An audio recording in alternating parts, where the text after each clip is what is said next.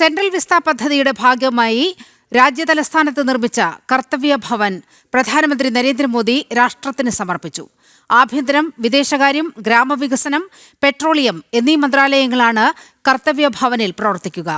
1.5 ലക്ഷം square മീറ്ററിൽ 7 നിലകൾ ചേർന്നതാണ് കർത്തവ്യ ഭവൻ.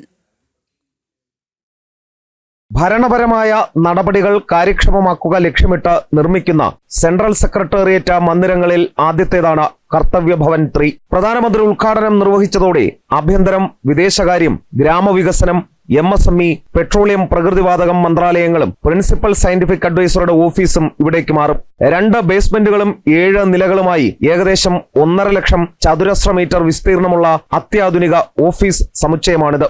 ഇരട്ട ഗ്ലാസ് പാളികളാൽ സജ്ജമാക്കിയ മുൻഭാഗം, മേൽക്കൂരയിൽ സൗരോർജ്ജ പാനലുകൾ, സൗരോർജ്ജത്തിൽ പ്രവർത്തിക്കുന്ന വാട്ടർ ഹീറ്റിംഗ് സംവിധാനം, അത്യാധുനിക വെന്റിലേഷൻ, എയർ കണ്ടീഷനിംഗ് സംവിധാനങ്ങൾ, മഴവെള്ള സംഭരണി തുടങ്ങിയവ കെട്ടിടത്തിലുണ്ട്.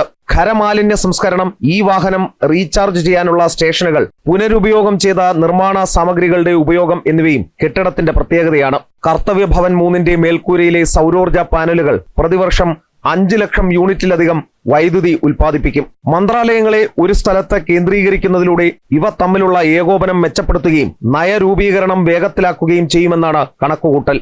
എസ് ശ്രീകാന്ത്, ജനം, ഡൽഹി.